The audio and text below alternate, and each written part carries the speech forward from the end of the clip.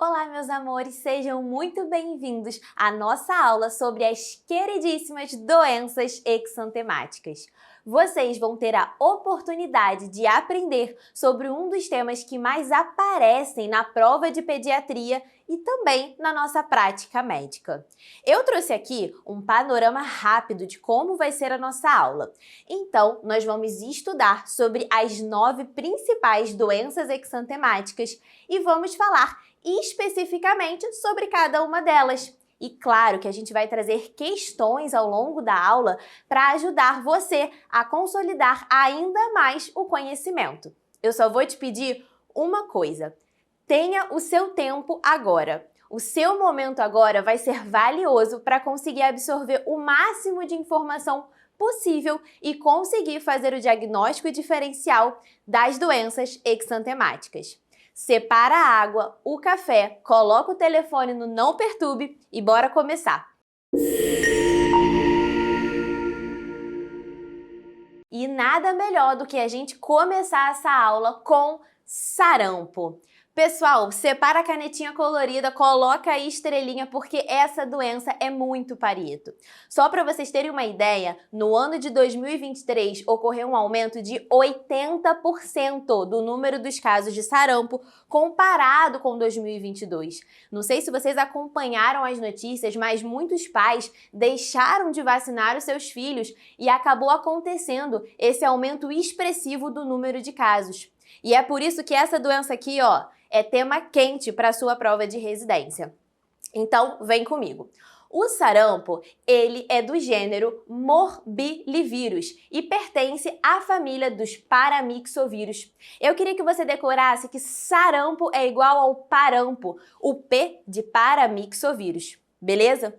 Além disso, a transmissão do sarampo acontece por meio das gotículas nasofaríngeas contaminadas ou por meio do aerossol. Galera, o sarampo é extremamente contagioso. Só para vocês terem uma noção também, uma pessoa contaminada pode acabar transmitindo o vírus para cerca de 90% das pessoas que sejam suscetíveis, ou seja, sem vacinação.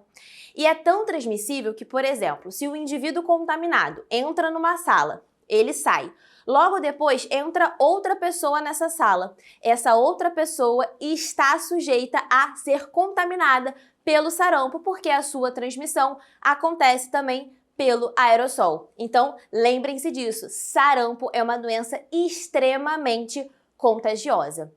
Mas beleza, então como é que vai aparecer uma criança na sua prova ou na sua prática? A gente tem, primeiramente, a fase prodrômica do sarampo, que vai ser marcada por tosse. Esse sintoma aqui, ó, aparece demais na sua prova e também na prática.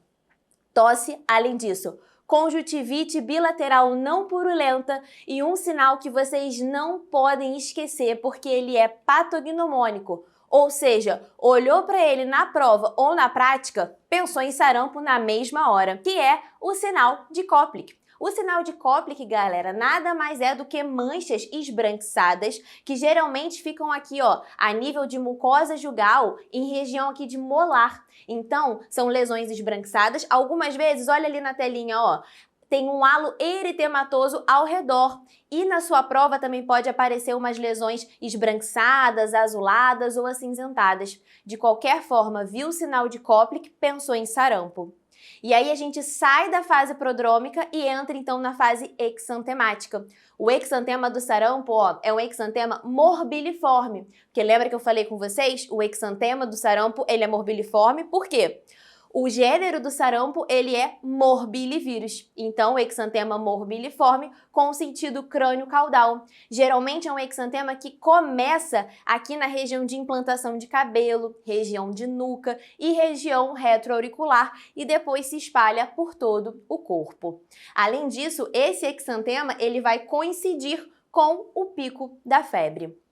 E aí a gente vai então para a nossa terceira e última fase do sarampo, que é a fase de convalescência.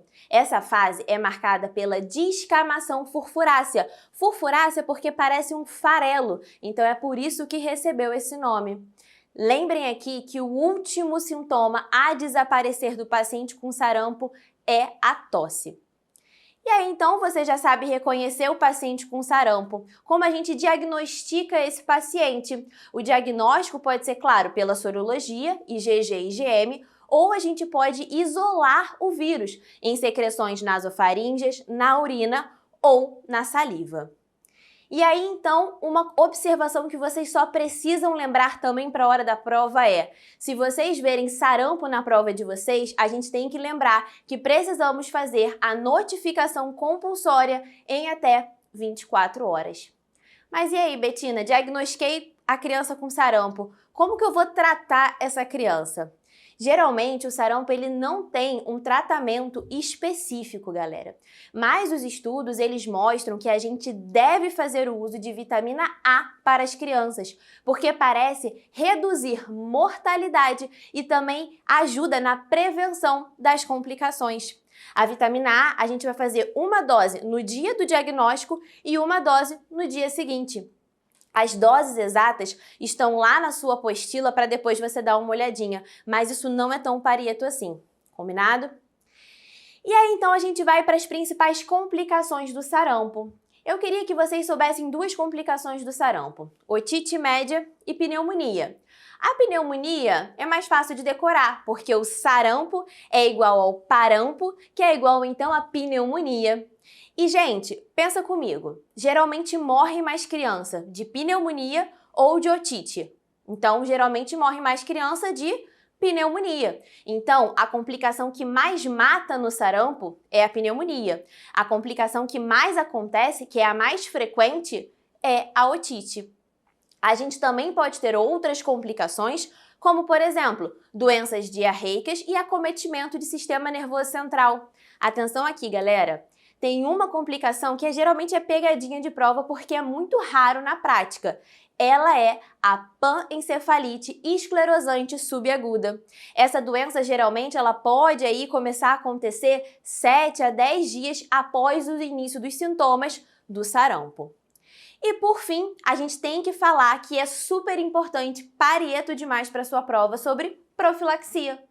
Então, profilaxia pré-exposição, claro que vai ser o quê? Vacinação. A gente faz tríplice viral e tetraviral, 12 meses e 15 meses. Mas calma, que vacinação vai ser uma aula que a gente vai falar um pouquinho mais a fundo lá naquela aula de imunizações. Aqui vamos focar na profilaxia pós-exposição. Então, vocês precisam lembrar que a profilaxia pós-exposição é igual ao sarampo 36. Então, sarampo é igual ao parampo, que é igual a 36. E por que 36? Profilaxia pós-exposição, a gente pode seguir dois caminhos. O paciente pode fazer vacina ou imunoglobulina.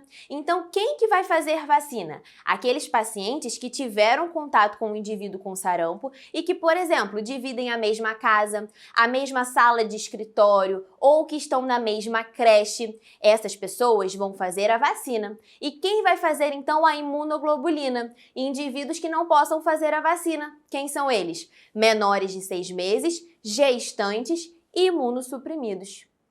Galera, fechamos aqui a caixinha do sarampo. Só para a gente corroborar o nosso conhecimento, bora fazer uma questãozinha de prova juntos? Olha aqui comigo. Essa questãozinha foi lá do Rio de Janeiro. Menino de 8 anos de idade, morador em região ribeirinha do Acre, não possui caderneta de imunização. As provas adoram colocar isso. A criança não tem caderneta vacinal ou não tem vacinação prévia. Aí vocês já atentem para a doença exantemática. A mãe informa que até o momento a criança só recebeu 2 vacinas, ao nascer e aos 2 meses. Socorro, né, galera? Criança com 8 anos só recebeu vacina ao nascer e aos 2 meses, a pediatra pira com certeza. Apresenta febre alta há 4 dias, coriza purulenta, tosse, hiperemia de conjuntivas, fotofobia, lacrimejamento, pensando numa conjuntivite.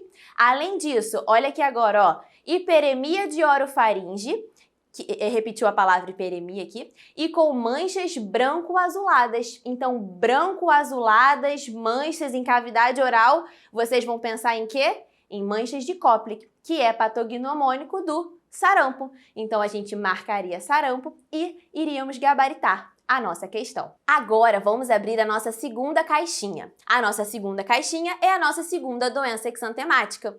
Essa aqui eu tenho certeza que muitos de vocês conhecem e que alguns de vocês já devem ter tido lá quando criança. É claro que eu tô falando da catapora ou da varicela. A varicela é causada pelo vírus varicela zoster. E esse vírus ele tem a capacidade de causar infecção primária, a catapora clássica, e também pode ficar por longos períodos latente e causar o que a gente chama de herpes zoster, muito comum lá nos vovôs. A varicela, a transmissão também acontece por meio de secreções nasofaríngeas ou por meio de fluidos. Pode acontecer de 2 dias antes do aparecimento do exantema até que todas as lesões se tornem crostosas. Isso é Pareto para a prova e para a prática. É comum alguém falar assim com vocês: fulano tá com catapora, quando que ele pode voltar para a escola ou para as atividades diárias? E aí você vai falar, só vai poder voltar quando todas as lesões estiverem em forma de crosta. Só assim a pessoa não estará mais transmitindo para outras pessoas. Então vamos ver como que a catapora classicamente vai se dar. Primeiro temos a fase prodrômica. Essa fase não é muito comum em criança pequena, é mais comum nas crianças mais velhas e nos adultos. Aí pode cursar com febre, mal-estar, adinamia, dor abdominal, sintomas super inespecíficos. E aí depois a gente vai ter então a nossa fase exantemática. E aqui vocês precisam decorar isso aqui. A catapora ou a varicela, ela é marcada pelo polimorfismo das lesões.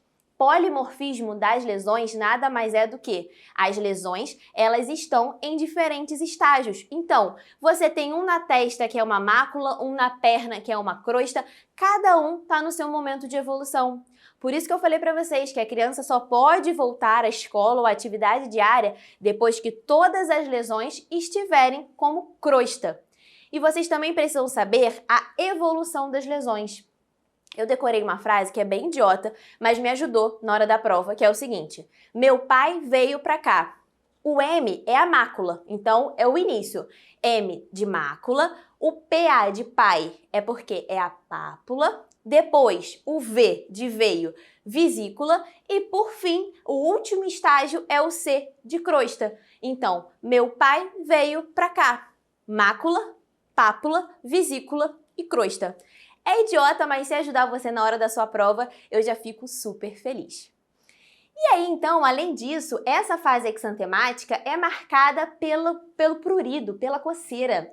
Com certeza quem teve catapora nunca mais esqueceu. Catapora coça muito. Inclusive, por isso que antigamente, não sei se foi o caso com vocês, a recomendação era fazer aquele banho com permanganato de potássio, aquele líquido bem roxo para tentar aliviar a coceira. Hoje em dia a gente não recomenda mais isso, mas realmente é uma doença exantemática muito pruriginosa.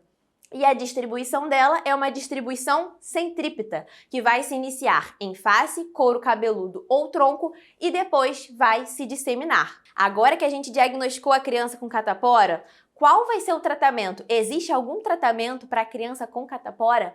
Geralmente, a gente só vai fazer para essas crianças sintomáticos, tá, galera? Mas existem alguns casos que a gente pode fazer o uso do aciclovir via oral e do aciclovir venoso. Rapidinho, vem comigo ver aqui no mapa, ó. O uso do aciclovir oral a gente pode indicar para as crianças maiores de 12 anos, para o segundo caso no domicílio, ou pacientes que tenham doença pulmonar ou doença cutânea crônica e pacientes que fazem uso de corticoide, mas não em dose imunossupressora. Já o aciclovir venoso a gente vai indicar para os pacientes que apresentem imunossupressão, para os recém-nascidos e para os pacientes com risco de varicela progressiva, que é uma forma da varicela mais grave, geralmente os pacientes imunossuprimidos. E uma observação que eu queria que vocês lembrassem também é o seguinte: a gente não pode, com paciente com suspeita de varicela, fazer o uso do AS, do ácido acetil salicílico, porque corre o risco de uma síndrome chamada de síndrome de Reye. Essa síndrome de Reye é causada por uma encefalopatia e uma infiltração lipídica nos órgãos, inclusive no fígado, e o paciente pode ir a óbito. Então, paciente com suspeita de varicela varicela, nunca vamos prescrever ácido acetil salicílico. Combinado? E então vamos às principais complicações da catapora. Aqui é mais tranquilo. Eu falei para vocês que a catapora coça muito e tem lesão. Se o paciente começa a coçar, o que vocês imaginam que pode acontecer? Entrar uma bactéria e causar, claro, uma infecção secundária. Então essa é a principal complicação da catapora. Infecção secundária. Além disso, também há relatos de pneumonia e alterações neurológicas, como encefalites ou ataxia cerebelar aguda. E em relação à profilaxia da catapora, igual a gente viu lá no sarampo. Profilaxia de varicela. Pré-exposição, vacinação, tríplice e tetraviral com 12 e 15 meses, que calma aí, a gente vai ver na aula de imunizações. Profilaxia pós-exposição. Aqui eu preciso que vocês decorem que a varicela é igual ao número 54. Por que 54? A vacina a gente pode fazer até o 5º dia de pós-exposição e a imunoglobulina a gente pode fazer até o 4º dia de pós-exposição. Então, para quem que a gente vai fazer a vacina? A vacina a gente vai realizar para os pacientes que estejam internados maiores de 9 meses e que sejam imunocompetentes. O Ministério da Saúde, ele fala que essa vacinação de bloqueio a gente não faz para todos os indivíduos. Por exemplo, se a gente tem uma criança de 10 meses em casa que o irmão está com uma clínica de varicela, a gente não indica fazer essa vacinação de bloqueio, só se tiver no ambiente hospitalar. Combinado? Agora, a imunoglobulina. Para quem que a gente vai fazer a imunoglobulina? Agora vem cá prestar atenção aqui também no mapa comigo. A imunoglobulina, primeiro, o indivíduo ele tem que ter um contato significativo com o vírus varicela zoster. E qual é esse contato significativo? Ou um contato domiciliar contínuo, então permanência junto com a pessoa que está doente por pelo menos 1 hora, ou então o contato hospitalar. Pessoas que estejam, por exemplo, dividindo o mesmo quarto, a mesma enfermaria, ou se tiver tido contato com essa pessoa doente por pelo menos 1 hora. E aí, quem são então esses indivíduos que são mais suscetíveis que a gente precisa fazer a imunoglobulina? São esses aqui. Os indivíduos que são imunossuprimidos, para as crianças internadas que tenham menos de 9 meses, grávidas, os recém-nascidos de filhos de mães que tenham catapora ou a varicela 5 dias antes do parto, até 2 dias pós-parto, ou aqui, se o recém-nascido for prematuro, menor de 28 semanas e ou menor de 1.000 gramas, a gente sempre vai fazer a imunoglobulina se o paciente tiver tido contato de alguma forma com o vírus da varicela zoster. Agora, se for um RN prematuro, mas maior de 28 semanas, a gente só faz a imunoglobulina em caso de mãe que não tenha tido contato com a varicela ou caso a mãe nunca tenha tido a vacinação para a varicela. Isso aqui é Pareto, tá, galera? Estuda com calma, então. Vacinação até o 5º dia, pacientes que estejam dentro do hospital, maior de 9 meses e imunocompetentes, e imunoglobulina até o 4º dia de pós-exposição. Então, imunoglobulina a gente vai fazer para os pacientes que tenham um contato com aquela pessoa doente, seja em casa ou seja no hospital, por um período de pelo menos 1 hora, e para alguns casos específicos. Então, imunossuprimidos, gestantes, as crianças com menos de 9 meses e nesses casos aqui dos recém-nascidos. Fechado? E só não esqueçam que notificação de varicela é só em casos graves ou em caso de óbito.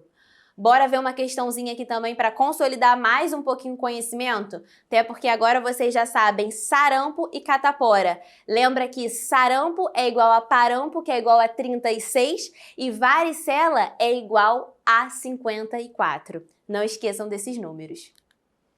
Então, essa questão aqui, a doença altamente contagiosa mais comum da infância, não é à toa que muita gente daí já teve, né, varicela ou catapora, que se caracteriza por um exantema, olha o exantema, pápulo-vesicular. Então, misturando ali as lesões com distribuição centrípeta e com polimorfismo de lesões. É denominada de... Essa aqui ficou fácil agora, né, galera? Claro que é a varicela. Bora abrir, então, a terceira caixinha, que é a terceira doença exantemática, eritema infeccioso. Eritema infeccioso geralmente é causado pelo parvovírus B19. Tenho certeza que vocês já escutaram falar desse bichinho aí em algum momento. E aí, galera, o eritema infeccioso, ele vai ser dividido praticamente em 3 fases. Olha só. A primeira fase é a face esbofeteada. Primeira fase é a face esbofeteada. Olha ali aquela criança, ela tem um eritema malar bilateral, mas ela polpa ali a região perioral. Essa é a face esbofeteada. Uma particularidade aqui do eritema é que a criança ela vai parar de transmitir quando aparece essa primeira fase. Então, na face esbofeteada, a criança já não transmite mais. Então, ela pode ir para a escola, pode ter a sua atividade normal, sem nenhum problema. Ela para de transmitir antes mesmo de aparecer em si o exantema, que é a nossa segunda fase. Essa segunda fase, geralmente, ela acontece de 1 a 4 dias após a primeira e é marcado pelo nosso exantema rendilhado ou reticulado, característico do nosso eritema infeccioso. Olha a imagem, exantema rendilhado, tá vendo? Parece mesmo ali que tem algo rendilhado na pele da criança, reticulado, e geralmente acomete membro superior, membro inferior, primeiro as áreas de extensão e depois as áreas de flexão. Além disso, ele geralmente é um exantema que polpa a região palmoplantar. E aí, galera, a gente vai entrar então na nossa terceira fase. A terceira fase do eritema infeccioso é um pouco peculiar. Ela vai durar de 1 a 3 semanas e é o seguinte, é a recidiva do exantema. Então, é um exantema que pode voltar caso a criança seja submetida a estresse, sol, exercício físico. O exantema rendilhado, ele volta, mas isso é normal e precisa também ser explicado aos pais.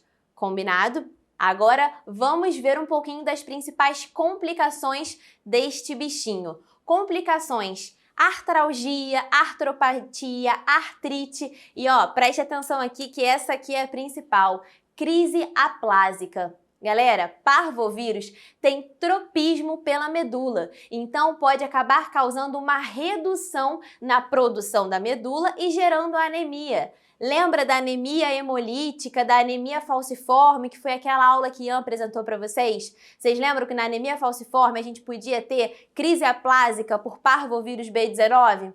Olha aqui ele. Geralmente é uma doença super benigna, mas pode ter essa complicação aparecendo na prática e na sua prova. Além disso, tratamento de eritema infeccioso sintomático, como eu falei para vocês, é uma doença benigna, geralmente não traz grandes riscos para o paciente, só com sintomáticos a gente trata. Vamos ver mais uma questãozinha aqui, ó. Menina, 5 anos, evoluindo a 4 dias, com manchas eritematosas em região malar, polpando a região perioral. Então, lembra? Mancha eritematosa malar polpando região perioral é aquela primeira fase do eritema infeccioso. E tem um rache aqui, ó, de aspecto reticulado na parte proximal das extremidades, polpando palma e planta dos pés. Exantema reticulado, rache malar. Claro que a gente vai marcar o quê? Eritema infeccioso. E aí, pessoal, eu trouxe uma questãozinha aqui para vocês, para ver se vocês estão atentos mesmo. Vem cá, ó. Guilherme, 3 anos, iniciou há 3 dias febre baixa, dor de garganta, mal-estar, diminuição do apetite e adenomegalia em região suboccipital, pós-auricular, bilateralmente, seguido de um rache macular róseo claro, irregular, disseminado, incluindo face e pescoço. Falou mais um pouquinho, no início do quadro, o exame da orofaringe revelava, então, lesões pequenas de coloração rósea e petecas em palato mole. Em relação ao quadro, qual é o principal agente causal? Vocês viram essa questão? Uma criança que tem pródromo, né? Então tem febre, tem perda de apetite, mas tem linfonodomegalia aqui em região occipital, retroauricular, tem um rache ali róseo, um exantema róseo macular e além disso tem lesão de orofaringe, uma hiperemia de oro com umas petecas. A gente falou em algum momento sobre isso aqui? Não falamos, né? A única lesão que a gente falou dentro da boca foi o quê? Mancha de Koplik, lá do sarampo patognomônico? De resto, a gente não falou, porque agora a gente vai entrar no vírus da rubéola, galera. Então agora é a nossa quarta caixinha, que é a nossa caixinha da rubéola. Rubéola, eu preciso que vocês lembrem que rubéola é igual a rubola. Rubola, por quê? Porque a rubéola, ela é da família do togavírus. Beleza? E além disso, esse rubola, eu quero que vocês lembrem de bolas, porque bolas a gente vai lembrar de linfonodomegalia, linfonodo aumentado, que é a fase prodrômica da rubéola. Mas antes disso, a rubéola é transmitida por secreções nasofaríngeas contaminadas e muito importante lembrar, né, galera? É uma doença erradicada no Brasil, graças a Deus, desde 2016. Então, fase prodrômica da rubéola. A criança pode apresentar, igual a gente viu na questão, febre, mal-estar, apatia, não querer comer e, principalmente, linfonodomegalia. Linfonodomegalia em região occipital, retroauricular e cervical posterior, principalmente. Depois da nossa fase prodrômica, a gente vai para a nossa fase exantemática. Então, o exantema da rubéola, é claro que é o quê? Exantema rubeoliforme, que é esse exantema que vocês viram na questão também. É um exantema róseo macular, que também tem uma distribuição crânio-caudal.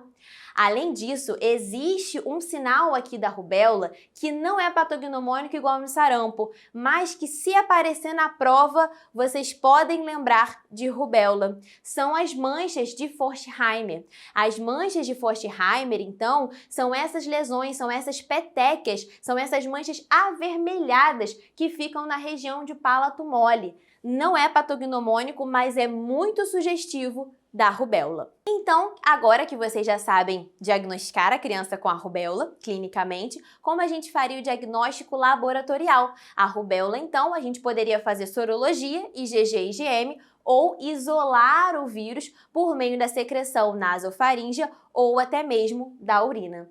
Tratamento de rubéola, tratamento sintomático também, sem grandes intervenções. Profilaxia de rubéola, profilaxia pré-exposição com vacinação, como a gente vai ver na aula de imunização. Profilaxia pós-exposição.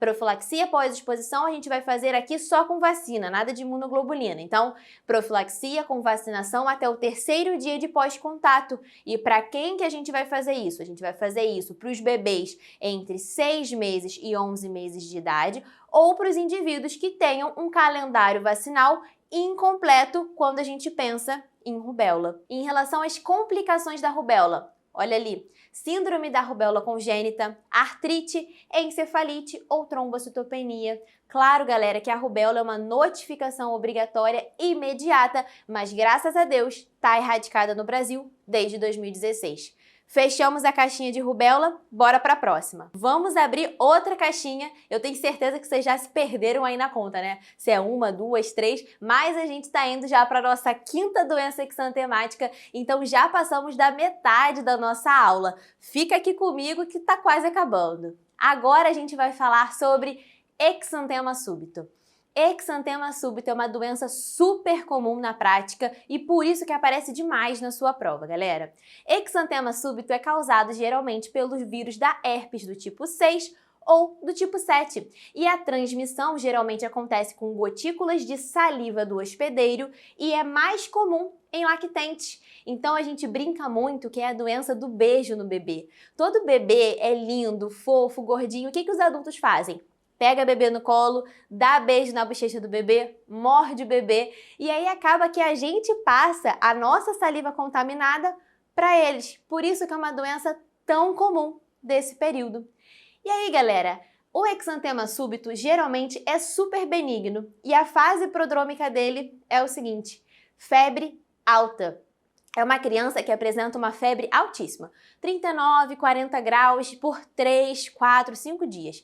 As mães ficam desesperadas porque a criança fica com uma febre alta e persistente e sem nada no exame físico. Geralmente é uma criança que está em ótimo estado geral, está comendo bem, está brincando, só tem essa febre muito alta e claro que isso assusta. Além disso, nessa fase prodrômica, a gente também pode encontrar essas lesões aqui, ó, máculas ou pápulas palatoglossais, que são os pontos de Nagayama. Esses pontos não são patognomônicos da doença, mas isso aqui em prova pode aparecer. Na prática, a gente quase não vê. E aí, galera, é a criança então que tem febre alta, persistente, 3 a 4 dias, tá? Mas e aí, Betina, como é que eu vou saber que isso é exantema súbito? Você vai saber porque depois que acabar a febre, vai melhorar a febre, nesse mesmo dia ou no dia seguinte, a criança vai ficar toda pintada de vermelha dos pés à cabeça. É o nosso exantema aqui do exantema súbito. É um exantema que inicia-se geralmente em tronco e pescoço e tem uma distribuição centrífuga.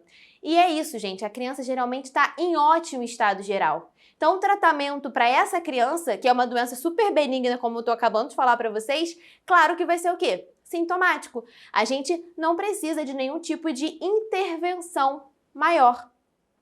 Mas quais as complicações que podem ter relacionado ao exantema súbito? Se eu estou falando para vocês que tem uma febre alta e persistente, são febres realmente altas, a criança pode acabar tendo crise convulsiva febril. E outra complicação que pode acontecer é a encefalite. Isso aqui a gente tem visto muito esse ano e eu vou contar um caso até pessoal para vocês. Eu tenho um primo que é um primo como se fosse meu sobrinho e ele tem 1 aninho de idade. A mãe dele, que é minha prima, me ligou falando que ele estava com muita febre durante 2 dias, uma febre, como eu falei para vocês, persistente. Fui examinar ele, não tinha nada, exame físico completamente normal, a criança estava tocando terror todos os dias com febre alta e eu falei para ela: Júlia, espera um pouquinho, dá uns 3, 4 dias, que ele vai ficar todo pipocado de vermelho e tá tudo bem, sintomático, vida que segue, você vai ver que isso aí é exantema súbito. Passaram 3 dias de febre alta, a febre melhorou totalmente. No mesmo dia, umas 6 horas depois, ele começou a ficar todo manchadinho de vermelho, conforme a doença. Só que aqui entra um detalhe. Era para ele ficar super bem, né? Esse exantema apareceu, ficou bem, vida que segue. Mas, nesse caso, ele começou a apresentar irritabilidade, parou de querer comer, só chorava, e era uma criança extremamente risonha, que brinca bastante, uma criança super tranquila, e estava o oposto disso, era uma criança irritada, estressada, não queria comer, só queria ficar no colo, assim, completamente com sinal de alarme dentro da pediatria. Uma criança que mudou o estado geral, que não está querendo se alimentar e não está querendo ingerir líquido. E aí, na mesma hora, eu falei, não, vamos pro hospital porque isso aí não tá normal, né? E a primeira coisa que vocês vão pensar aqui dentre as complicações, claro que é encefalite viral, né, galera? E aí, dito e feito, a gente foi pro hospital, internamos eles, pedimos a Neurolife para ir lá funcionar, foi puncionado, ficou no CTI durante 3 dias, porque realmente tinha muita irritação, e o líquor veio positivo para esse bichinho aqui, ó, herpes vírus do tipo 6.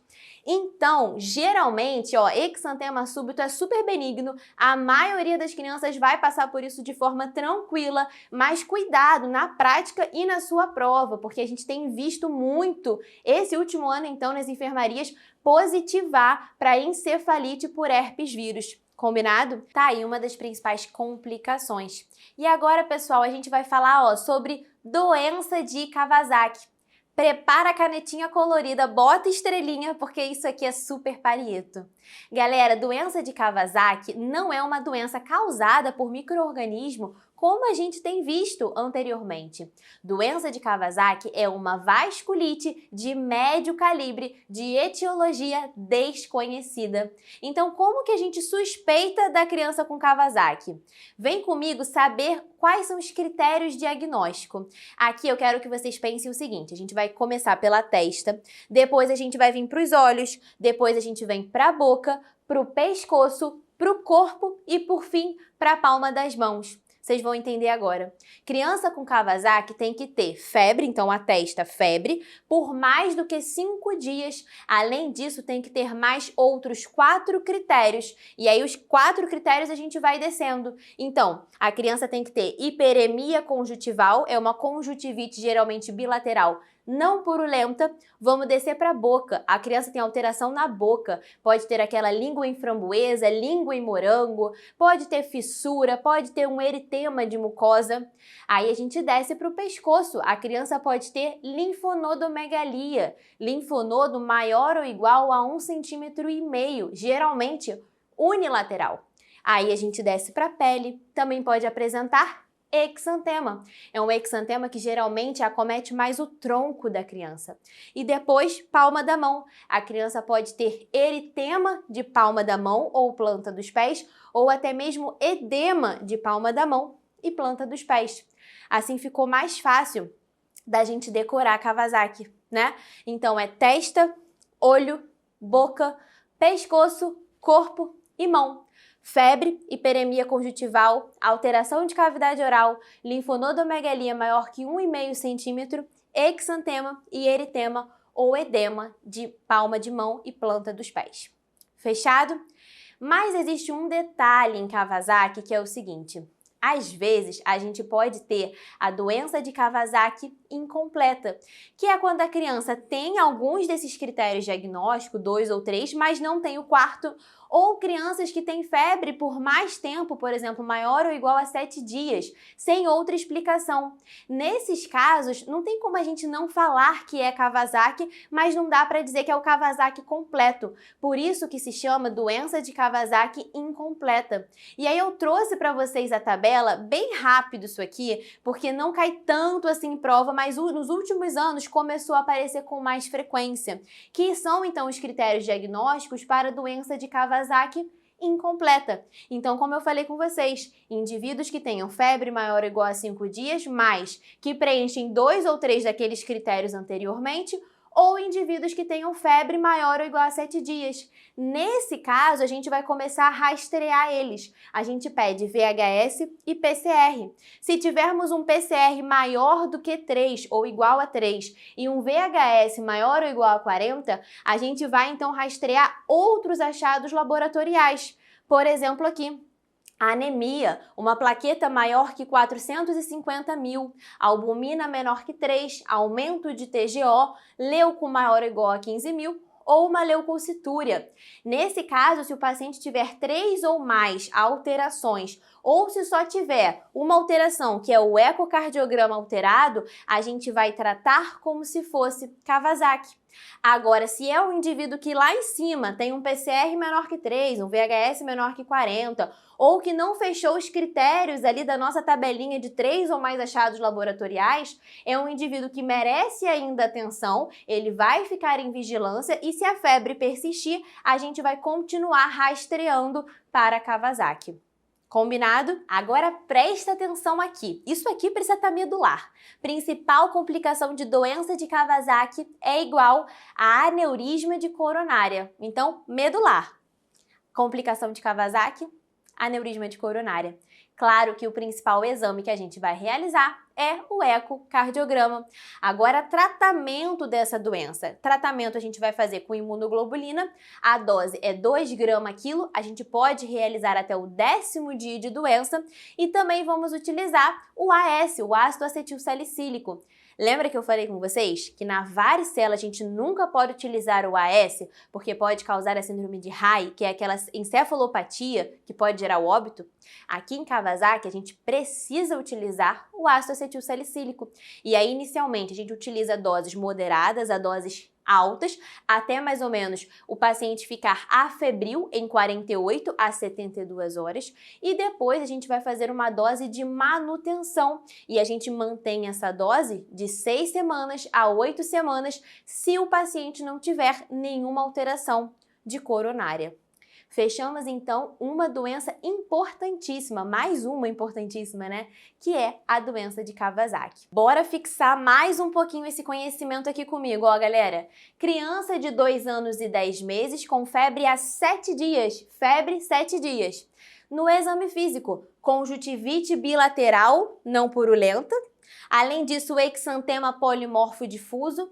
Tem ressecamento e rachadura de lábios, hiperemia de faringe, eritema de língua. Então tem alteração de cavidade oral. Linfonodomegalia não supurativa cervical à direita, então unilateral, olha o tamanho, 2 centímetros, maior ou igual a 1,5, lembra de Kawasaki? Móvel, consistência fibroelástico não aderido. Qual é a principal hipótese diagnóstica? Viu aqui? É um paciente que tem febre maior ou igual a 5 dias, mais outros 4 critérios diagnósticos, fechando o nosso diagnóstico de doença de Kawasaki. Agora, só mais uma questãozinha aqui do Rio, de 2021, bem rápida. Doença de Kawasaki tem que etiologia? Nem precisa pensar muito, né? Lembra que eu falei com vocês? Etiologia desconhecida. Doença de Kawasaki é o quê? Uma vasculite de médio calibre, então não tem nenhum micro-organismo causando a doença.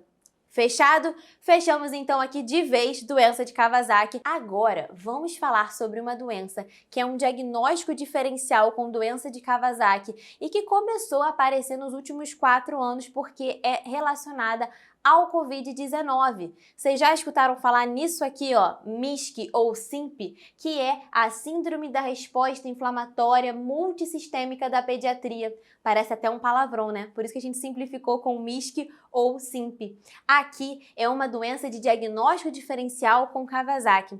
Vocês vão ver que os critérios diagnósticos são bem parecidos, mas tem associado com a presença do Covid-19. Então vem comigo ver como que isso vai se dar também na sua prova de residência. Então, galera, segundo a Organização Mundial de Saúde, crianças entre 0 e 19 anos que apresentem febre maior ou igual a 3 dias, mais 2 dos seguintes sintomas. Quais são eles? Exantema ou conjuntivite bilateral não purulenta ou sinais de inflamação mucocutânea, ou presença de hipotensão e choque, disfunção miocárdica, pericardite, valvulite, anormalidades coronárias, evidência de coagulopatia ou sintomas gastrointestinais agudos. Então, febre maior ou igual a 3, mais 2 desses sintomas, associado com marcadores de elevação de inflamação. Claro, né? Covid gera muito aumento de VHS, PCR, procalcitonina.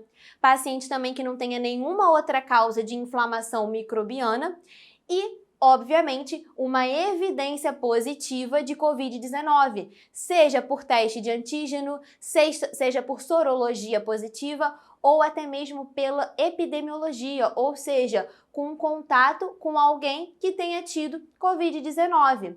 Lembrem-se, pessoal, que MISC é muito associado com alteração cardíaca em criança. A gente vê demais criança com MISC, com miocardite, pericardite, então essa alteração aqui é muito importante para vocês lembrarem também.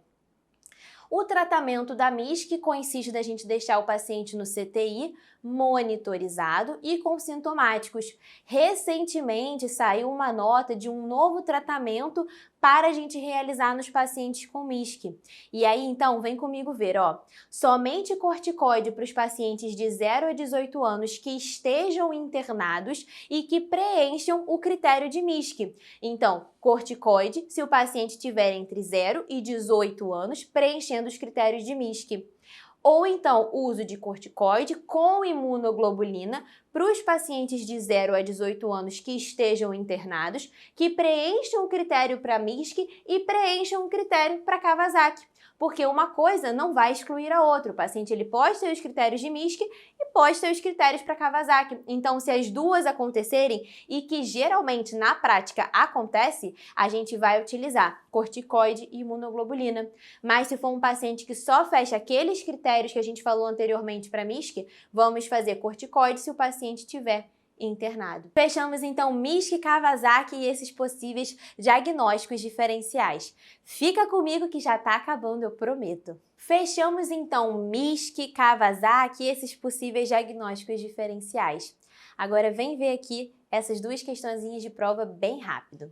Síndrome inflamatória multissistêmica pediátrica deflagrada pelo Covid. Apesar da diversidade de apresentações, olha só, o achado clínico mais frequente é... Essa agora ficou fácil para vocês, né? Olha lá, disfunção miocárdica. Lembra que eu falei? Isso aqui aparece muito nos pacientes com MISC, alteração cardíaca. Outra questãozinha. Uma criança previamente ígida de 8 anos, sexo masculino, apresenta febre alta a 4 dias, então maior ou igual a 3 dias, associado com hiperemia conjuntival bilateral, sem secreção, e exantema. Preencheu, então, mais um critério.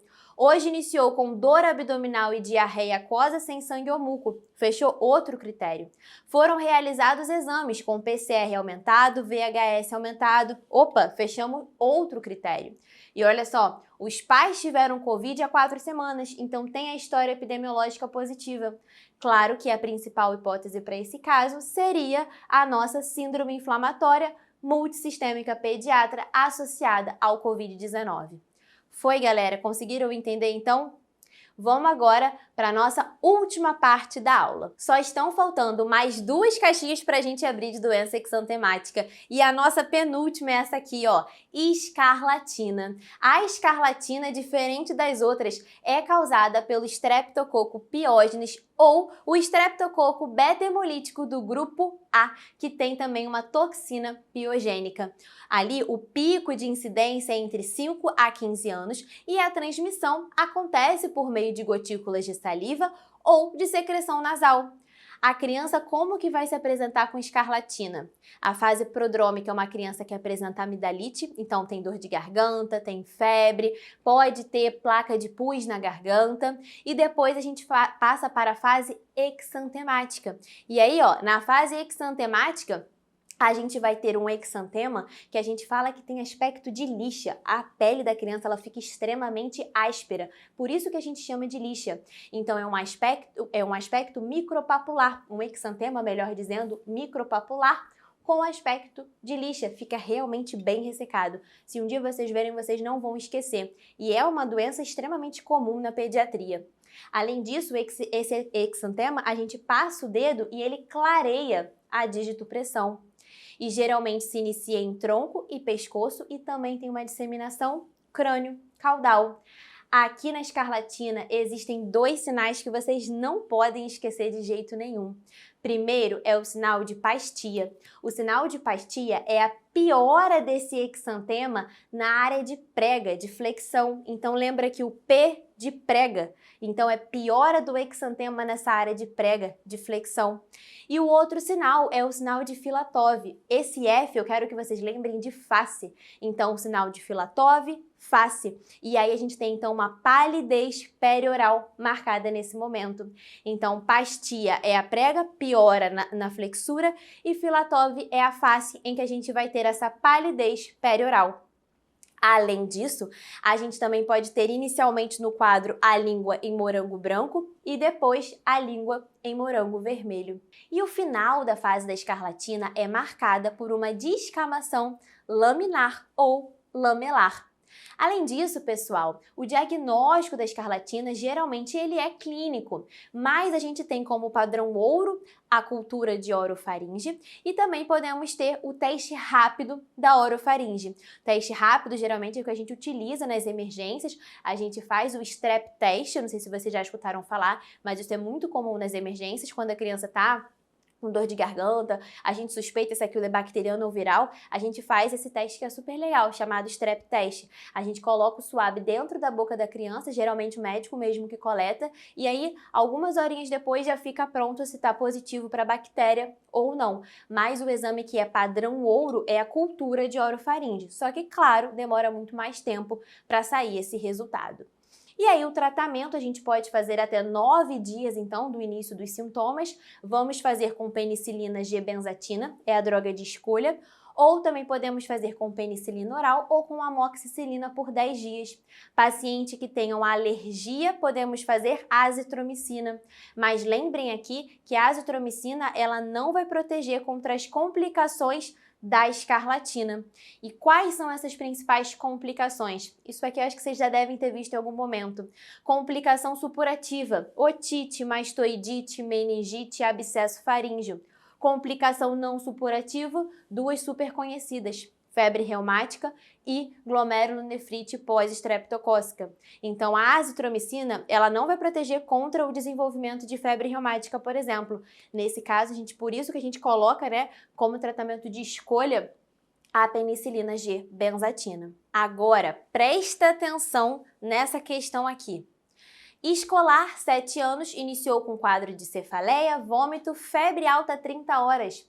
Ao exame físico, presença de um exantema micropapular difuso, mais intenso em dobras e presença de palidez perioral. Opa, exantema micropapular, que é aquele exantema com aspecto de lixa. Além disso, mais intenso em dobras. Lembra? Mais intenso em dobras é o sinal de hipastia, que é mais intenso nas pregas. E presença de palidez perioral. Perioral tá na face, o F a gente lembra do sinal de Filatov? Então, na horoscopia você nota a presença de um enantema da mucosa oral. A nossa língua em framboesa, a nossa língua em morango, melhor dizendo. Qual é o agente etiológico? A gente vai marcar, claro, Streptococcus pyogenes do grupo A e vamos gabaritar a nossa questão. E a nossa última caixinha das doenças exantemáticas, graças a Deus, né, galera, tá acabando. Eu deixei uma super fácil pro final, que é a doença mão-pé-boca. Ela é fácil, mas eu acho que ela é uma das principais que mais aparecem na nossa prática e também na prova de vocês. Doença da mão-pé-boca é causada pelo vírus Coxsackie A e B, ou pelo enterovírus. A transmissão acontece por meio das fezes ou de secreções respiratórias. E como que é a clínica? Geralmente, essas crianças elas podem ter febre e vão ter vesículas, vão ter lesões ulceradas. Essas lesões elas podem estar dentro da boca, palma da mão, planta dos pés, nádegas e na região da genitália. Gente, a criança geralmente ela fica bem irritada nesse momento, ela para de querer comer, porque imagina só, são como se fossem várias aftas dentro da boca da criança. Então qualquer coisa que ela vai ingerir vai arder e por isso que elas param de comer. Elas ficam muito irritadas porque realmente dói e arde bastante. Além disso, o tratamento dessa doença é por meio dos sintomáticos. A gente tenta controlar um pouquinho o que a criança sente, mas não tem nenhum tratamento específico. E aí, em relação às complicações, eu falei para vocês, a criança tem muita dificuldade de ingerir líquido, de ingerir alimento, porque tudo que tá ali dói. Então, a primeira complicação que a gente vai pensar é a desidratação. São crianças que não querem beber, não consomem o líquido, maior risco de desidratação. Então essa é uma das principais causas da mão-pé-boca. A gente tem esse risco maior de desidratação. Além disso, também já foi relatado em vários estudos a associação com miocardite e com encefalite. Uma coisa que acontece muito e que as mães, geralmente, depois que as crianças têm mão-pé-boca, depois de 2 semanas, mandam foto falando assim, doutora, a unha do meu filho tá descascando, tá descamando, será que isso é fungo? E na verdade não, isso ainda é uma consequência da mão-pé-boca, porque uma das principais complicações dessa doença é o que a gente chama de onicomadese, que é esse descolamento ungueal. E isso pode acontecer de 3 a 8 semanas depois do início dos sintomas. Gente, fechamos as nossas 9 doenças exantemáticas da aula. Muito bem, ficaram aqui até o final, escutando até essa última doença. Mas assim, agora... eu não sei se vocês sabem, mas toda semana a gente se reúne, os professores titulares, né, em reuniões semanais. Então eu, Ian, Luíde, Lari, Fê e o Paulo. E aí a gente discute sobre as nossas aulas, né, a gente faz alguns trabalhos sempre para tentar melhorar as nossas aulas para vocês. E aí na última semana eu mostrei para os meninos da clínica a aula que eu ia apresentar hoje sobre doenças exantemáticas e eles deram uma ideia genial para a gente colocar aqui a cereja no bolo da nossa aula e fechar com chave de ouro, que é um bate-bola final sobre essa aula. Eu juro que são poucas perguntas, mas eu vou perguntar para vocês e aí vocês têm 3 segundos para responder a resposta correta. Vamos fazer isso rapidinho para a gente fechar com chave de ouro aqui essa aula? Qual é a lesão patognomônica do sarampo? 3 segundos. As lesões são as manchas de Koplik. Foi? Bora para a próxima. Qual a complicação do sarampo que mais mata? 3 segundos. Lembra, pessoal, que sarampo é igual ao parampo, aquele P de pneumonia, que mais mata é a pneumonia, a mais comum, a otite média. Até quanto tempo podemos fazer a vacina e a imunoglobulina na profilaxia pós-exposição do sarampo? Lembra daquele número mágico? 3 segundos. Lembra do número mágico? 36? Então, vacina até o 3º dia pós-exposição e imunoglobulina até o 6º dia pós-exposição. E agora, quanto tempo a gente pode fazer vacina e imunoglobulina pós-exposição da varicela? 3 segundos. Lembra do número? 54? Vacina até o 5º dia após exposição e imunoglobulina até o 4º dia após exposição. Qual é a principal complicação de doença de Kawasaki? 3 segundos. Aneurisma de coronária. Lembra que isso aí tem que estar medular, hein, galera? Complicação de Kawasaki é igual a aneurisma de coronária. Qual é o nome do sinal que está associado com palidez perioral na escarlatina? 3 segundos.